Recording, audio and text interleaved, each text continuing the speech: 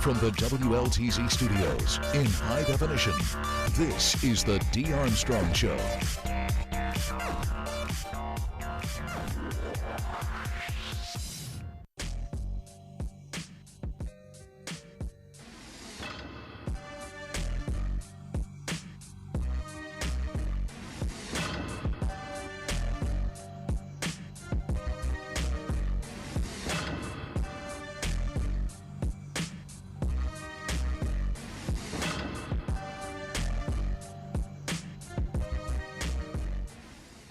Welcome into the show this afternoon. I'm Dee Armstrong.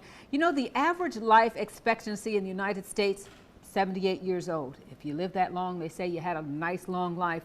But what if someone or something stole half of your years? There is no way to get them back. And we begin today's show with a man who was locked behind bars for 35 years for crimes he still says today he did not commit, and he is out today. He's Paul Austin, now an author, a speaker, an advocate for those who have been wrongfully imprisoned. Let's begin by saying thank you so much for being with us. Yeah, I'm more than delighted to be here. Wow. And we're talking about it happening in Columbus, Georgia. Let's begin at the beginning. You grew up in Bellwood, introduced to the drug life very young. So you're not saying I was an angel, but what you're saying is what they accused me of doing, I did not do. Correct. But you were on the street selling drugs. How did you start so young? Well, one of my cousins named James, he was about 25 at the time, I was 14. He introduced me to the drug game. Even though my intention was to finish school and go to college, become an attorney. At least that's what my parents and grandparents really endeavored for me to be or become. But I got caught up in the drug game because it was so out of the ordinary. I never dreamed that people would be. That wasn't your lifestyle, huh? No. Wow. Now, help people to remember, we go back to Columbus, Georgia. That was the 70s. And there was a problem. There was prostitution up and down Victory Drive, hot pockets of prostitution in the city.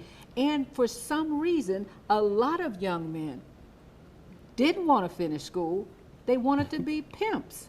True. They wanted to be pimps. So you got caught up in the, what were you thinking, Paul? Well, I had met a former prostitute, and she gave me some information about how it went.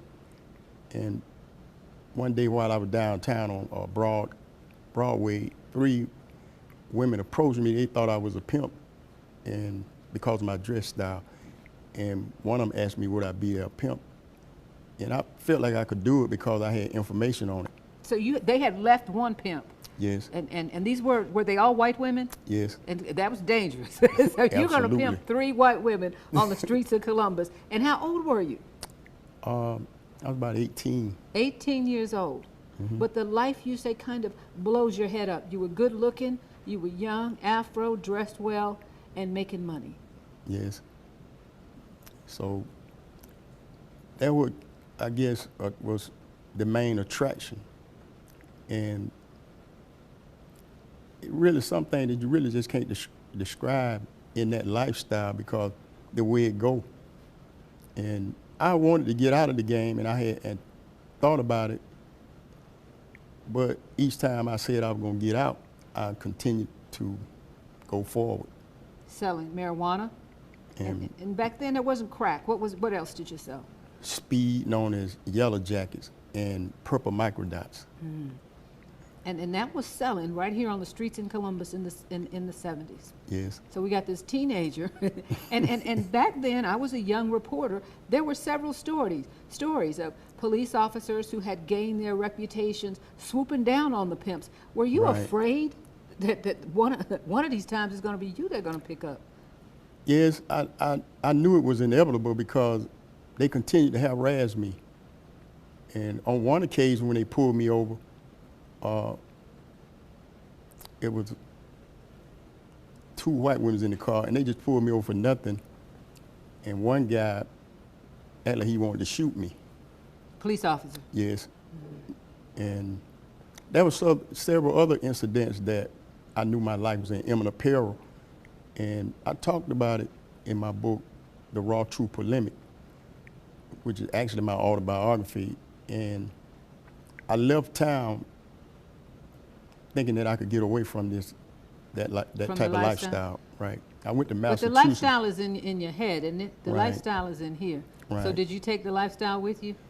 No, because I thought that if I went up there where my daughter was at in Massachusetts, I could undergo another lifestyle. And when I got up there, I was feeling melancholy and homesick. And I felt out of place because I was so used to doing what I was doing. And after 6 months, I ended up coming back. Came back, okay. We'll pick up the rest of the story. More with Paul Alston when we come back. 35 years behind bars. And finally, the Innocent Project finds Paul Alston innocent. We'll bring you up to date after the break.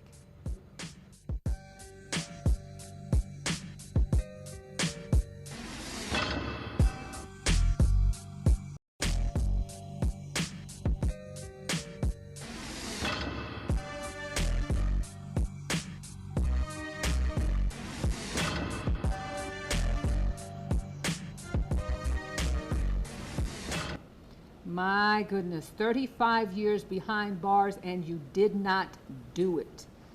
Woo! And you're so calm, Paul. It seems like you'd be mad as I don't know what.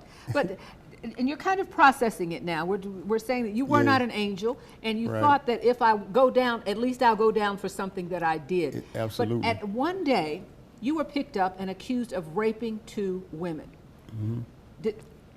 Out of the clear blue, what happened? Yeah, I mean, that really had me thrown into confusion because people that know me know I had too many women to be counted. And that was either married and single, and some that had boyfriends. So I would never even crossed my mind to try to compel a woman to go to bed with me. And that's what really had me thrown off. And I really thought I would be exonerated when I went to court. But what I had to, In reading your book, you felt like that the representation that you had was just useless. yeah, it's sheer mockery. The lawyer, he was not even a criminal attorney. He was something like a divorce lawyer or something like that. And my case was the first criminal case that he encountered. And he would not subpoena my witnesses. As a matter of fact, no doctor even testified at trial. That's why I never understood. There was no rape kit, there was no semen analysis, there was no blood matching. Nothing. I mean, people that I ran into, because I learned the ramifications of the law once I went to prison. They sent me to Georgia State Prison, where I ran into some of the more extraordinary jailhouse lawyers, as they call us. And that's what I learned while being in prison. And a lot of people that I ran into from Columbia had the same type of crime I had. A doctor or a nurse testified at their trial to substantiate that they had examined the victim and this is what they found. But none of this took place. Did you know the women? No.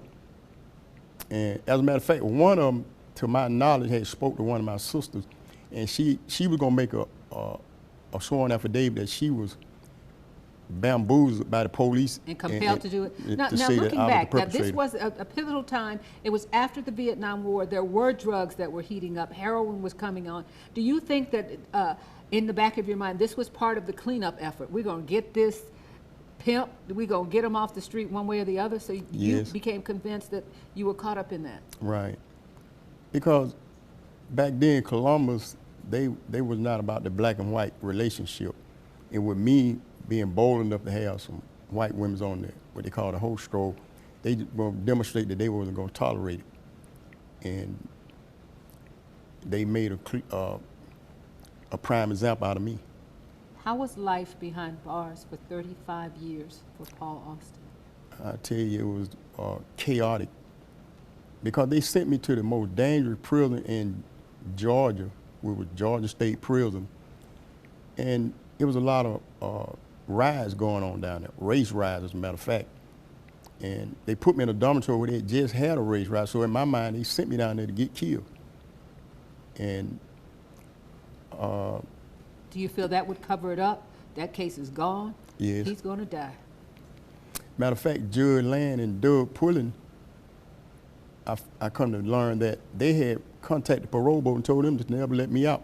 So that was exactly what the parole board was not going to do, is release me.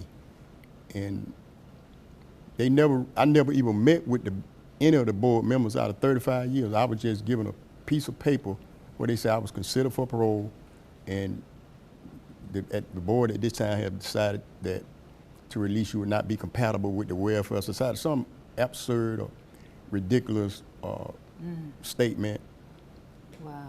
Okay, we're going to come back after the break. You got a chance to kind of see the Columbus of 2016. He's only been out for 6 months now, and it's not an easy road. Even though he's been exonerated by the Innocence Project, there's still brick walls. Absolutely. Keeping you from making a living, Right. keeping you from being able to start a new life. We'll talk Right. about that. And I imagine you thank God for the Innocence Project. Yes, of course I do. Because if it wasn't for the Innocence Project, I'd still be in. We'll be back after the break with Paul Austin.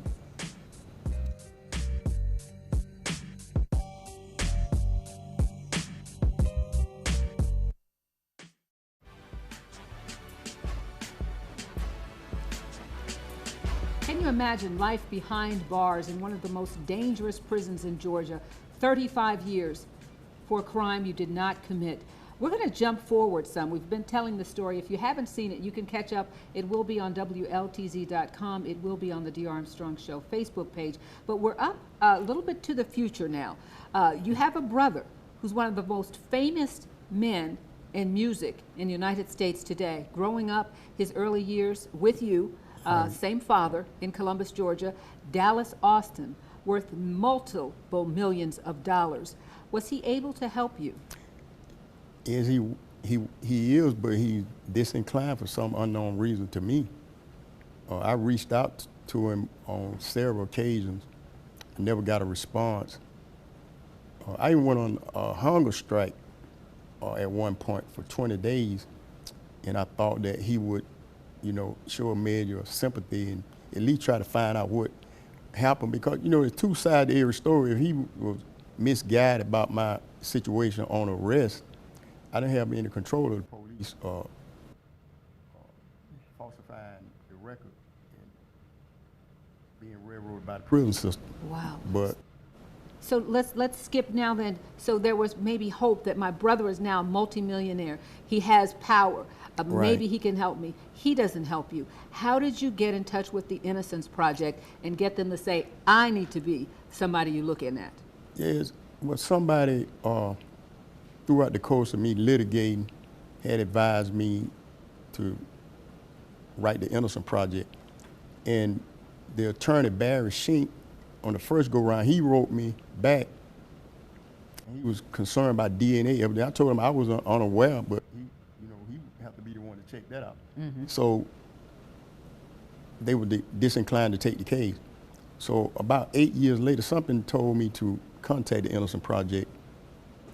And at first I was disinclined, but then something, would only be a stamp, just write them. I could do it, huh? Right. So when I wrote them on the second go-around, that's when they took the case. Wow. And one of the attorneys, Miss Amy Maxwell, she told me that she was very familiar with the racism that was going on down here in Muskogee County. And she's especially back during the time when I was arrested. And she's the main one that stayed on the case. Exactly. Well, I'll tell you what, we gave you a lot of time, and still there's more to be told. You are an author. You can find him on Facebook. You can just put him online, his name in there, Paul Austin, Austin Innocent. His books, he's a speaker. His heart now is to get young men to not take that road that you took. Right. You'll have to come back when we finish the story online. But we'll talk a little bit on Facebook Live right after the show and talk some more. Thank you so much for being with us. Paul Austin, innocent, free, smiling in the WLTZ studios after 35 years behind bars. Stay with us. The Goodwill has some good news, especially if you want to go to college after the break.